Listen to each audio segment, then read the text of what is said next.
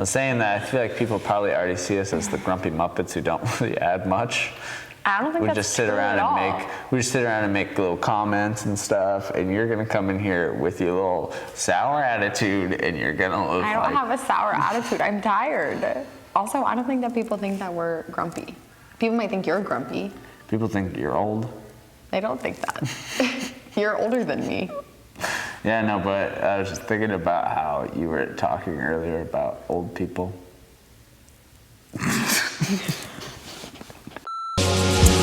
Hello everybody, welcome back to the Wake and Post Show, with the host show with your Mo Show, Mo and Joe, and we are here to talk everything restrooms. We're talking, why are they resting? No one's resting in there, that there's more than one stall sometimes. Talking about the different little signs that they put, you know how in some certain places they have like different little characters, different than the classic traditional ones. Yeah, what's the best one out there? I like the ones that are super geometric. Ooh, okay. They're just like straight triangle, circle. I like the ones where you have to, like, when it's only in a language that you don't speak or something like that, and you have to like really think about it for a while, and you're like looking back and forth. That is true, yeah, when it's like something other than, honestly, I think I couldn't recognize anything other than Spanish. Have you ever gone into the wrong bathroom before? At an airport, yeah. Yep, not a Because good you know time. how sometimes they have them and they're like, they just split off like this? Yeah. But it's like the same entrance? Yeah. And if you're just like following a crowd, sometimes my like Especially if it's a crowd of men. fish following instinct just like, and then I obviously quickly realize, but when I see a urinal. Shout out to the Flushing fountain in Seattle. I haven't got to hear that in a long time. Okay, we really got off track. Yeah, that's okay. So this week, Levi talked about a lot of the spiritual side of things. He went a lot of spiritual directions, but that's one of the directions he went Yes, for he sure. did. That is true. He did kind of really branch off in a lot of ways, but that's the Birdshot thing. loaded up this week. Went everywhere. That's the thing that I thought about most. And I thought about how I grew up in a Christian home. As most people know, if you've been watching the post show, we've talked about it a little bit, and how that was not something that was really like described to me ever. Like I feel like it was like, yeah, there's good and there's evil and there's like God and there's the devil, but never really like how it interacts with our lives, you know? And so I was thinking about that a lot today and thinking about how... Krista! Anyways, I was thinking about the spiritual realm when I was talking about when I first like had the realization of understanding, or even having a understanding that it interacts with our world. And it was not that long ago in college, like a couple of years into college, because I was really like immersed in a really strong Christian community. And people would talk about like the spiritual warfare that they would experience and all that kind of stuff. And I was like, wow, like, okay, like this like is really like starting to make sense to me, and I can look into my own life and see like the spiritual forces at play, which I know that sounds like really taboo and maybe kind of silly, but I think that that's very true, and it's a very real thing, and it's a good way to think about one of the other questions that Levi brought up, is just about how people will talk to him about why being frustrated about their prayers not being answered, and being frustrated about bad things happening in the world. Yeah, the feeling that like evil persists despite prayer. Yeah, that's a really tough position to be in, and we got to speak about this at summer camp too, at length. You know, we had a chance last weekend to really speak to the kids about this and really dive into how can God let bad things happen to good people? How does evil persist in a world that we believe that we have an all-seeing, all-powerful God that rules over? And honestly, I think it plays back into that point that Levi had earlier, where he was talking about how 40% of Christians claim or don't believe that the devil exists. And I feel like this idea of the evil persisting despite prayer, for me, is just proof in itself that the enemy is at work.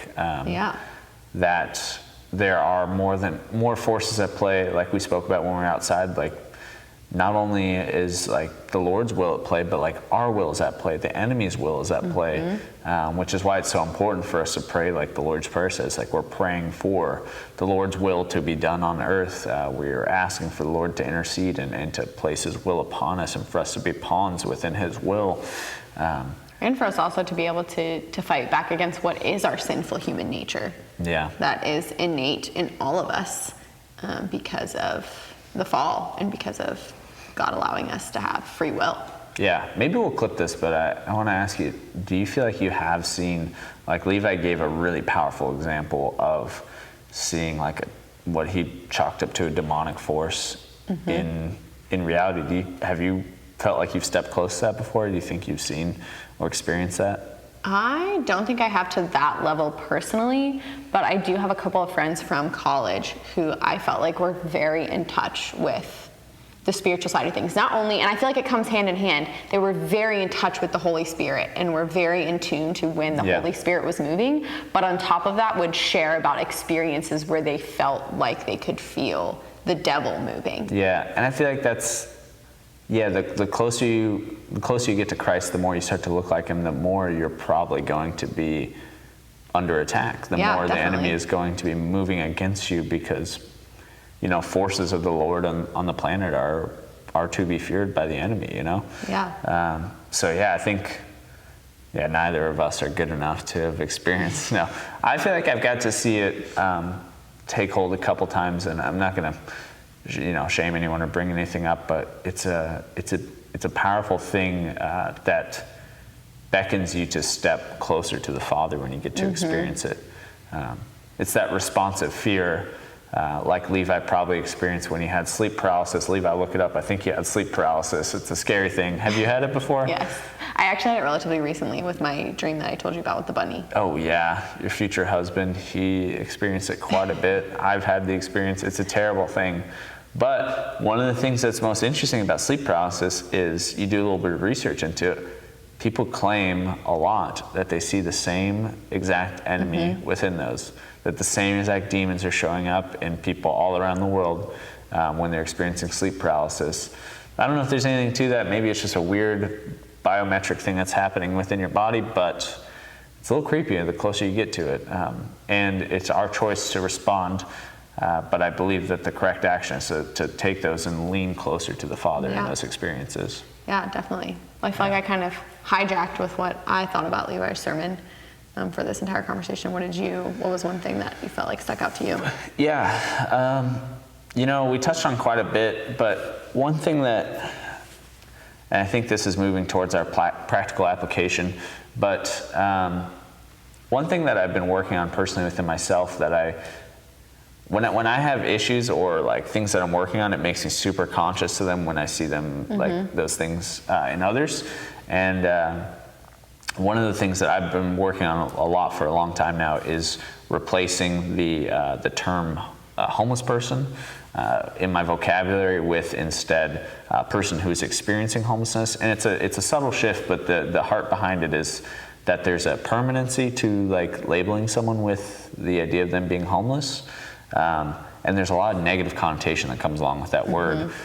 Society tells us that those people are, that a homeless person is a drunk, a drug addict, that they're lazy, that they don't want a job. And while some of these factors could be true in some people who are experiencing homelessness, to take that blanket term that comes with all that luggage and just lump it upon a group who the only thing that they share in common for certain is that they don't have somewhere to sleep tonight can be difficult. So if you maybe have some reservations, or if you've had some negative experiences in the past and you maybe carry some of this luggage with you, to take that step backwards, to give yourself a moment of breath, to change that out in your vocabulary with someone who's experiencing homelessness, which gives them the grace to believe that they can change, that they can move past it, that this is a phase in their life, like it was for me and the multiple times that I've experienced homelessness in my life. That it just gives you room to experience grace, to move closer to Levi's ask was for you to step into prayer for those who are experiencing homelessness. And that could be a really great way for you to expand upon that prayer. And it's not only for people who are experiencing homelessness, but to think about the permanency labels that you give to people around you. If Johanna is rude to me one day, I choose not to say that Johanna is a jerk. Because then she's labeled that in my head. I choose to instead think that Johanna was having an off day, or maybe I upset her, but to give her grace and not to apply these permanent labels. Because I believe that we can change and we can call each other to be better. And it's also important to think about that in terms of yourself too, to not put those, I think it's a part of our vocabulary, not just how we speak to other people, but how we have self-talk and how we label ourselves. And it's a lot of the power of positive thinking and knowing that that is not your identity, that is not who you are. And that's super important to all the people that you interact with on a daily basis, but also to yourself. Believe the best in yourself, like Christ would in you. The Son of Man had no place to lay his head either. But with that, we are gonna get out of here. Do you have anything to say to the people? You got anything that they need to know before we go? No, I think we'll have a little bit of a different show next week, so just keep an eye out as Willie and I will be out of town. So there'll be something else special for you guys. All right, love you guys. See you next week. See ya.